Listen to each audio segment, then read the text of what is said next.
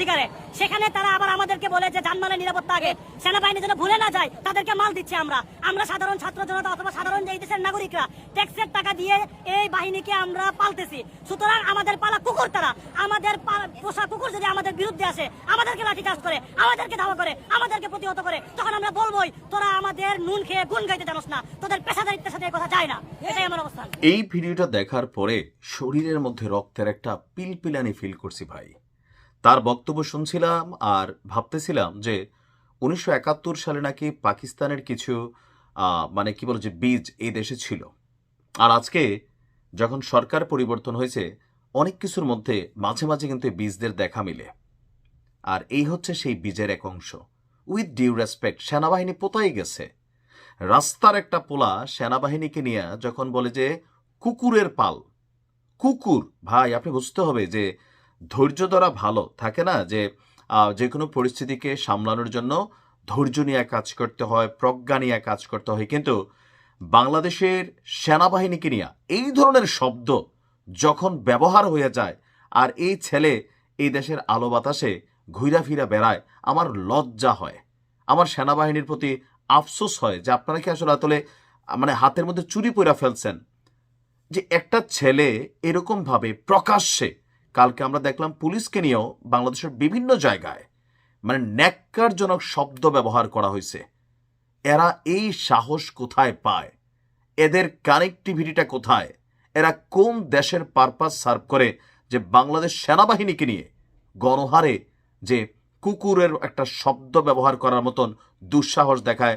আর এই ছেলে এই ঘটনার পরে প্রায় 24 ঘন্টা, আমি যখন ভিডিওটা রেকর্ড করতেছি 18 ঘন্টা হয়ে গেছে, আর সেনাবাহিনী এই ছেলেটাকে ধরতে পারলো না। আপনাকে হাতে চুরি পড়ে ফেলছেন ভাই।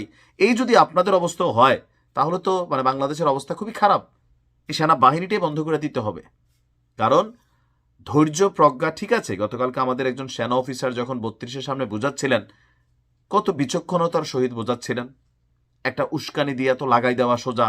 পরিস্থিতি খারাপ হলে এই যে আমাদের ডিএমপির পুলিশ কমিশনার এখন বললেন যে কোথাও ককটেল মকটেল বিস্ফোরণ করে ডাইরেক্ট গুলি। তো আওয়ামী লীগ সরকারও তো এই গুলির নির্দেশই দিছিল। তখন সরকারে আওয়ামী লীগ ছিল, তখন যারা ককটেল মারছে আওয়ামী লীগ গুলি চালাইছে। আপনি বুঝছেন বিষয়গুলো। এখন আপনারাও এরকম নির্দেশ দিচ্ছেন, পার্থক্যটা কোন জায়গায়? মানে কাদের গুলি করতে হবে আওয়ামী লীগ দেখলে? তাহলে এই যে ছেলেটা যে বক্তব্য দিল যে সেনাবাহিনীকে কুকুরের সাথে তুলনা করলো, আর আমাদের সেনাবাহিনী এই ভিডিও দেখার পরে মাঝে মাঝে সেনাপ্রধানও বক্তব্য দেন, আমার কাছে মনে হয় যে নরম পায়ে যারে বাঙালি জাতির মধ্যে তারা কিন্তু জাপড়াইয়া ধরে। সেনাবাহিনীকে নিয়ে 1971 সালের পরে মানে আমাদের সেই নতুন বাংলাদেশ, স্বাধীন বাংলাদেশ থেকে আজকের 53-54 বছর পরে এমন অবস্থা আর সারা জীবনে আমি আমার ব্যক্তিগত বয়সে দেখে নাই। মাঝে মাঝে ঘটনা হয় সেটা আলাদা, কিন্তু রাস্তায় পড়া একটা জঙ্গি সে সেনাবাহিনীকে নিয়ে এই ধরনের বক্তব্য দেয়, এটা দেখার পরে যারা বলবো যে কুল, তো তাহলে তো ভাই আমরাও অনেক কিছু বলা শুরু করতে হবে।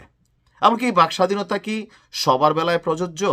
একজন মানুষ জয় বাংলা বলার পরে একজন মহিলা, মুরব্বী মহিলা 42-43 বছর বয়স, ওনাকে নিয়ে যখন তখন মামলা দিয়ে হত্যা মামলা দিয়ে ঢুকাই দেওয়া হইল। আপনি বুঝছেন? তাহলে কি মানে সিস্টেমটা কি পরিবর্তন হয়েছে? সেনাবাহিনী সেনাবাহিনী সেনাবাহিনী আমরা প্রতিদিন বলি, আপনাদের এই নামটারে কতভাবে পরিবর্তন কইরা কত বিকৃত শব্দ ব্যবহার করা হয়, তারপরে সেনাবাহিনীর তরফ থেকে অ্যাকশন দেখি না। এই ছেলেকে গ্রেপ্তার যদি সেনাবাহিনী করতে না পারে তাহলে সেই দিন বেশি দূরে নাই পাকিস্তানের মতন যে ক্যান্টনমেন্টগুলা এরকম বিভিন্ন জঙ্গি গোষ্ঠীরা গিয়া উড়াই দিবে, আপনাদের বিরুদ্ধে হাত তুলবে, অগ্নেয়াস্ত্র তুলবে। লুটপাট করা অস্ত্র কোথায় ভাই? সবসময় এগুলা হলে তো আমরা সেনাবাহিনী, আপনারাও তো ভাই আমাদের টাকা দিয়ে চলেন, তাই না? তো হ্যাঁ, যদি আজকে একজন গালি দিয়ে ফেললো কুকুর, এরপর আরো 5 জন কটা গালি দিবে। আপনি শুধু জাস্ট ইমাজিনেশন করেন। এরা আস্তে আস্তে সাহস পাচ্ছে, যেটা যৌক্তিক সেটার পক্ষে আমরাও, কিন্তু এরকম ভাষা প্রয়োগ এটা কোনোভাবেই একজন স্বাধীন বাংলাদেশের নাগরিক যে বাংলাদেশকে বিশ্বাস করে, সার্বভৌমত্বকে বিশ্বাস করে, সেই ধরনের শব্দ প্রয়োগ করতে পারে না। আমরা সেনাবাহিনীর দৃষ্টিভঙ্গি এটা অবজারভেশন করছি যে আপনারা কি করবেন এই ছেলের বিরুদ্ধে। এটা মানতে পারি নাই ভাই। ভালো থাকেন।